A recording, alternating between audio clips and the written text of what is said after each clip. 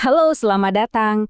Pernah nggak sih kalian berhenti sejenak terus mikir, sebenarnya apa ya yang bikin kita bergerak setiap hari? Nah, dalam beberapa menit ke depan, kita akan coba bedah bareng-bareng apa sih yang sebetulnya jadi motor penggerak kita sebagai manusia. Tujuannya, supaya kita bisa lebih kenal sama diri sendiri dan juga orang lain. Oke, yuk kita mulai dari pertanyaan yang paling personal. Apa sih yang sebetulnya jadi pendorong utama dalam hidup Anda? Mungkin kedengarannya simple ya, tapi jawaban dari pertanyaan ini tuh percaya deh, jadi kunci buat ngebuka pemahaman yang jauh lebih dalam tentang siapa diri kita. Nah, untuk bisa benar-benar menjawab pertanyaan tadi, kita nggak bisa lihat sepotong-sepotong. Kita perlu mundur sedikit dan lihat diri kita secara utuh. Kenapa? Karena kita ini bukan makhluk satu dimensi. Kita ini super kompleks, gabungan dari beberapa elemen penting yang saling kait-mengait. Intinya tuh gini, kita ini makhluk holistik. Coba bayangin deh diri kita ini kayak sebuah sistem yang rumit, di mana semua bagiannya itu nyambung. Contoh gampangnya, stres di kerjaan, itu kan psikologis. Bisa bikin kepala pusing, alias jadi masalah biologis. Terus, karena pusing, cara kita ngobrol sama keluarga jadi beda. Nah, itu masuk ke ranah sosial. Lihat kan, semuanya nyambung. Pertama, kita mulai dari fondasinya dulu ya, yaitu sisi biologis. Anggap aja ini hardware kita. Semua jaringan, organ, dan sistem di tubuh kita yang kerja non-stop buat mastiin kita tetap hidup dan berfungsi. Dari napas pertama kita sampai detik ini, mesin ini terus berjalan. Kalau tadi hardware, sekarang kita bahas softwarenya, elemen psikologis. Inilah yang bikin Anda jadi Anda. Kepribadian Anda yang unik, cara berpikir Anda, sampai pasang surut emosi yang Anda rasain, semua ini membentuk dunia batin yang kaya banget dan jadi penentu tindakan kita. Tentu aja, kita kan nggak hidup sendirian di sebuah pulau, kita juga punya elemen sosial. Pada dasarnya, kita ini makhluk yang butuh koneksi. Interaksi kita, kerjasama, bahkan tekanan dari lingkungan dan budaya di sekitar kita, itu punya peran besar banget dalam membentuk siapa diri kita. Dan yang terakhir, tapi nggak kalah penting, ada elemen spiritual. Anggap aja ini kompas batin kita. Keyakinan, pandangan hidup, dan nilai-nilai yang kita pegang teguh, inilah yang seringkali ngasih kita tujuan dan makna dalam hidup. Oke, jadi kita punya 4 elemen tadi ya, biologis, psikologis, sosial, dan spiritual. Sekarang yuk kita dalemin sedikit gimana caranya tubuh kita, terutama dari sisi biologis, secara ajaib bisa ngejaga semuanya tetap seimbang. Kuncinya ada di konsep adaptasi. Konsep kuncinya itu satu kata, homeostasis. Kedengarannya agak teknis ya, tapi sebetulnya simpel kok.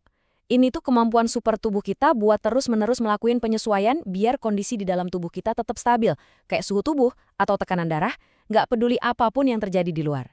Ini kayak sistem penyeimbang otomatis kita. Terus gimana cara tubuh kita ngelakuinnya? Ada 2 sistem kontrol utama yang kerja bareng. Pertama, ada kontrol intrinsik. Ini levelnya lokal banget, kayak sel-sel yang ngobrol satu sama lain di area tertentu. Nah, yang kedua, ada kontrol ekstrinsik.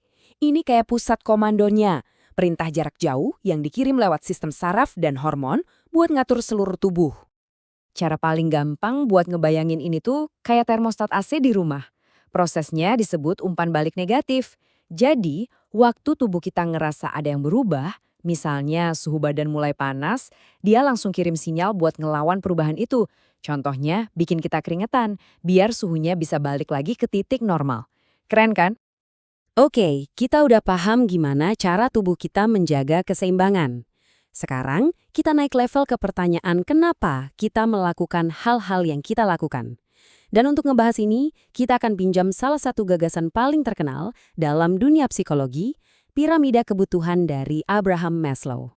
Dan inilah dia, piramida kebutuhan Maslow yang legendaris. Idenya sebetulnya sederhana, tapi dampaknya luar biasa. Semua tindakan kita itu didorong oleh serangkaian kebutuhan yang punya tingkatan atau hierarki. Intinya, kita harus beresin dulu kebutuhan yang paling dasar sebelum kita bisa benar-benar fokus ke hal-hal yang lebih tinggi. Oke, sekarang yuk kita daki piramida ini bareng-bareng, lapis demi lapis, mulai dari pondasi yang paling bawah. Di level paling dasar piramida, ada kebutuhan fisiologis. Ini adalah hal-hal yang sifatnya mutlak dan nggak bisa ditawar. Udara buat napas, makanan, air, tidur. Kalau kebutuhan ini aja belum terpenuhi, hal lain di dunia ini rasanya jadi nggak penting. Oke, kalau kebutuhan dasar udah aman, kita naik ke tingkat berikutnya. Kebutuhan akan rasa aman.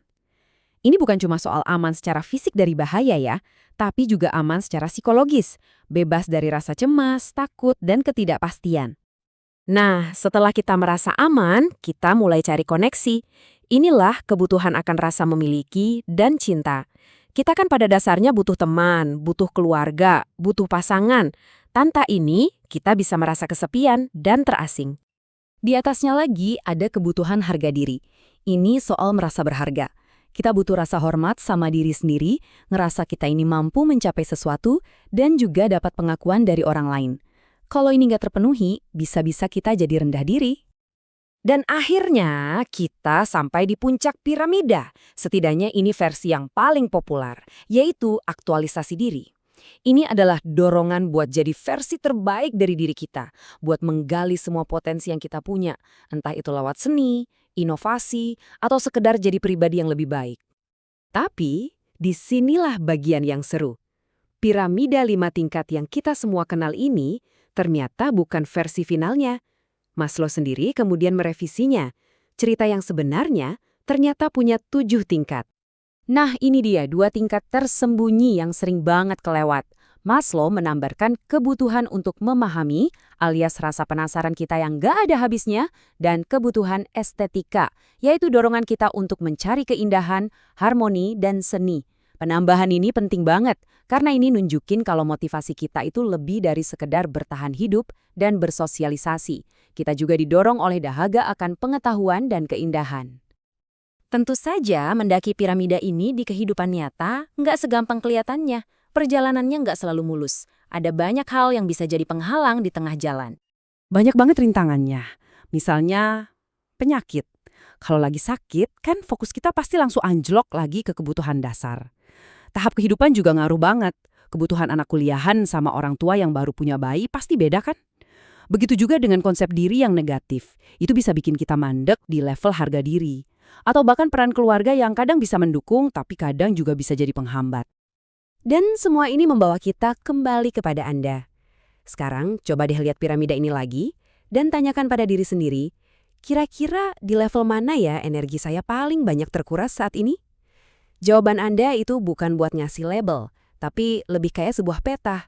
Peta yang menunjukkan di mana posisi Anda sekarang, dan yang lebih penting, bisa membantu Anda melihat kemana langkah selanjutnya.